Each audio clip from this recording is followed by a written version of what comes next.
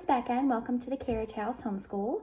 Today I am sharing the curriculum or resources that we use for our Renaissance unit study in history this year. So now this is all geared towards elementary students in particular. So my oldest son and daughter are ages 9 and 11, so it's in that age range. And a unit study is it's a wonderful way to approach learning. You incorporate various subjects like geography, art, music, language arts, all into one topic. And the primary vendor that I use to purchase all these items is Rainbow Resource, which is an excellent place to buy just good quality homeschool resources at a very good price. And I'll leave all that in the description box down below. And if an item is from a different vendor, then I'll let you know that as well. Okay, so the first 4 books I'm going to show you are the primary books that we are using in our Renaissance unit study. And these, I cannot say enough good things about these books. They're lively. They are considered living books in my opinion. What I decided to do was approach this unit study in 4 ways. So first, we are doing explorers first. The first part of the unit study, we're going to be focusing on explorers, which we've already done. I think we have 2 left. After we do explorers, then we're going to go into the thinkers of Renaissance. And after that, we're going to go into the artists. And then lastly, we're going to go into the inventors. So we will cover essentially all topics of the Renaissance, which is another reason why I love these books. Okay, so the Explorers, I love this book. Again, it's from Rainbow Resource, The Renaissance for Kids from Nomad Press. I love these because they approach all the topics with an enthusiasm, which is very lively. At the very beginning, they have an intro, and then they go into all the different explorers. So far, we've done Nicola de Conte, Bartholomew Diaz, de Gama, we did him, and we have Vasco da Gama, from Portugal. And then we have a couple of more. But throughout each explorer, we do lots of fun things as far as, they've got how to make a compass here, right here, which we've done that. And I'll show you some of the projects that we've done. I'll show their actual folders to their binders and their work that we kept journals. And I'll show you more of that kind of stuff later. I'm just going to show you the books first. But I like because it has a summary at the end. At the beginning, it has sort of what they're known for, their famous accomplishments, and they have a timeline. And then at the very end, at the very end of each explorer, they have what makes him different, and then his lasting legacy. And then they have a project associated with that explorer. So I really, really love this book. Oh, another thing too that they have are these connections where I forget what these are. I'm really bad at technology, it seems, but where you connect to YouTube or a link on the internet, and it gives you more information where you can dive deeper in. And then we have the Renaissance thinkers, so that will be next, I think. So same format. You have projects and things that you can do at the end of each thinker. And then we have the artists, which my kids are really wanting to get into this. And me too. So you're going to have this all famous Leonardo Da Vinci, Botticelli, Michelangelo, and then finally the inventors. So we'll go into that. But wonderful books. Also too, if you wanted to know, we probably spend about a week per person. So per artist, per thinker, per explorer. So it's going to take it took us about, I guess we're like 5 weeks into this, and this is only explorer. So this is a really large unit study.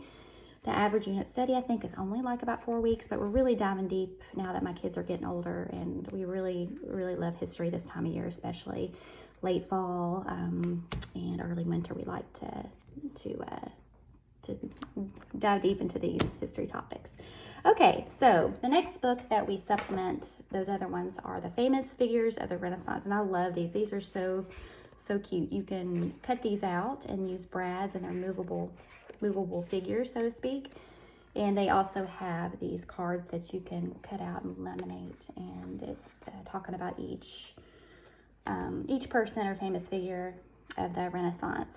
So I really love these. They also have one for the Civil War, for some of the ancient history. I think maybe ancient Rome, maybe. I'm not sure about the ancient history, but they have several other ones for different topics. So I love these. Definitely recommend those. We also have the Magic Tree House Fact Tracker for Leonardo Da Vinci. So this is something that they'll probably kind of read on their own, that I have in the homeschool room. I will be doing a homeschool tour, by the way, if you're, for those who are interested. But this is a nonfiction companion to the Magic Tree House Monday with a Mad Genius, I believe. And I don't have that, but I'll probably get that. It might make it a little bit more fun. It's kind of fun to incorporate fiction into your unit studies, just to kind of bring the content alive and more fun. Okay, and then next we have Leonardo Da Vinci, again from Scholastic. I like these books. We have several of these that pertain to different artists. They kind of approach it with some comical type of things, which makes the learning a little bit more fun. So they have the facts, and you know, it's written in a lively way, but they have some of these fun little notes that make it fun. My son likes these. And then we have Leonardo again, Da Vinci for Kids. Looks like these are more activities, so there's a lot of content here that obviously I will not be reading from start to end, just because that's a lot of information, but we may hit on key points. I may kind of summarize what's going on, and then when we get to Leonardo da Vinci in our artist section, then we'll spend a week or two making some of these activities. We have observing nature. So it says that Leonardo was always outdoors studying birds and plants. So it looks like we can make a sketch pad. So that's kind of good. A beaker for brushes. What else? This looks like discovery notebook, mirror writing. So this seems interesting. And I will do another sort of end of the unit review, and I'll show you guys how I liked some of these other books. Okay, and also too, we have these coloring books from the Renaissance, which we've only done one so far, I think. But you know, for sometimes at the end of the day, we may maybe put on some music and then they can color. I don't know who did that. That might have been my 3-year-old that did that. Yeah, we haven't done much. Anyways, it's nice to incorporate a variety of stuff for your unit study. Okay, so as far as fiction, now this I had last year for our medieval unit study, and I brought it out. But this is The Ink Garden of Brother Theophane, which is about a monk that goes out in the garden and finds different plants, and he harvests them for their colors, and he makes ink, colorful ink. And the other monks, he's kind of outcast a little bit because the other monks are like, no color or whatever, but then everybody ends up loving him for it, and so it's a really good book. There's also Marguerite makes a book too about a little girl in Italy in the 1400s, and she looks like she writes a book. She gives Lady Isabel a hand to write a book, and I love these illustrations. There's a lot of content. I mean, so it's just because it's a picture book doesn't necessarily mean it's for really, really young kids. I mean, any child from any ages can really benefit from this. But I love the illustrations, and I love how she's going to the markets to buy everything that she needs to make her book. And we have a lady here that sells dried herbs and lapis lazuli and all kinds of stuff. So it's a really, really cute book and a good quality book. Okay, and then next we have the Italian Renaissance. Now I bought this. This actually wasn't from Rainbow Resource. This was from Amazon, from a third-party seller. But what drew me to this was that they have real pictures, and this is an old book, so it's a reenactment. People set up different things, like you have a table here, it looks like it's a feast of some kind. So I just thought I'd add a different layer of learning to our studies. Not all of them are real life, but most of them. So just so they can get a sense of how people dressed in a real life way. This is art here, but they've got sculpture, and then they've got just some setup here and things like that. So okay, next thing that we have is this draw and write through history. Now this is the Vikings, the Middle Ages, and the Renaissance. So again, they incorporated the Renaissance in with the Middle Ages, and so there's not really that much. There's only like a couple pages for the Renaissance. So you have the Musketeers of the Guard and the invention of the microscope, and I think that's about it at the end. But we're still going to use it. So, but I like these draw and write through history. They have them pretty much on every topic. So, okay. Next we have this Princes of the Renaissance. So a game, a board game. I guess apparently it was out of print for like a decade and then it came back. But we haven't played this yet. I thought we would get farther into our unit and then maybe halfway, start playing it and play it again, just a couple times. But it looks kind of interesting. Again, incorporating games and all kinds of different items in your home or in your unit study is a great way to just enrich that livelihood of learning. So again, I'll do a review on this, but okay. Oh, also too, Teachers Pay Teachers is a great resource to use online. You can oftentimes find the free resources that you can download and print out, and if you do have to purchase things, it's often at a very low price.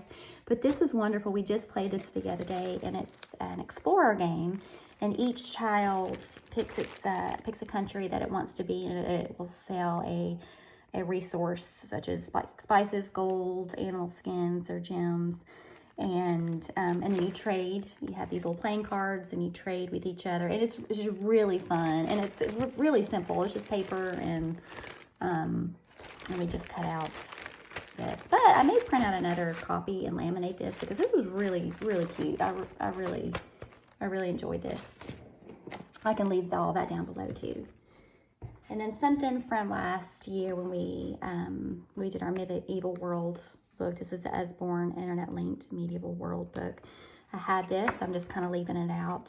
Again, at the very end, it goes into the Renaissance ideas and inventions, writers, thinkers. Again, there's not really much content on the resource for the Renaissance in this, but still wanted to keep this out.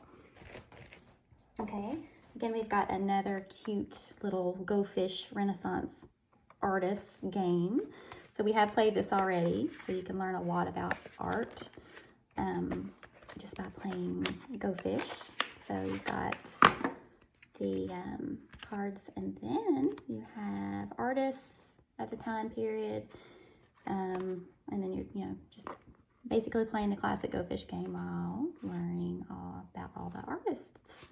So we look forward to playing this again. Okay, so now I'll show you some of my children's work, and then my binder that I keep, my planner, and then some of the activities that we've made. We have a little caravel here that we made, one of those projects. It's a little caravel ship. So that was kind of fun. So there's that. And then, oh, also two maps. Maps are a wonderful thing. Now I got these for, gosh, this was really cheap. These were only like a couple dollars for this map bundle, and then I got each sheet and laminated it and then put it into a binder, and I leave it out into the schoolroom so that way they can have access to these maps, and it's organized in a way that's good. So But again, it just shows, like this one is the age of exploration. It shows a lot of the explorers that we've learned about, Bartolome Diaz, Vasco da Gama. They have Christopher Columbus, Magellan, and they have their routes that they took. And then here's a cultural map of Western Europe, the trade cycle. So just good, you know, it's always good to have maps around and have them handy whenever you need it. But the Italian city-states, just lots of maps. And kids like looking at maps too. So, and these are close up. So if you have, we have tons of maps in our room, mostly on the walls. But sometimes these are, you know, if you have a map like this, which is great, but they're so small and the children are like, what, you know, so having these blown up maps where it's focused on a particular region or area of the world up close is good to have. So they're both good to use simultaneously. Oh, too, I also forgot this timeline book, a big timeline wall book. And we don't have any space to put this up in our homeschool room yet, but it's huge. It's like it keeps extending and it goes and goes and goes. It's hard to show on the phone right here, but highly recommend this. And they have a little magnifying glass too that you can use. But pretty much any event that's happened in our history is in here. Okay, so in my planner, I do keep it very simple, and I can do an extra video on planning as far as keeping a binder and everything. But let's see, let's go to world history here. So I have these folders where I keep copies of things here. So I have just things that I got off of Teachers Pay Teachers, which again I'll leave down below.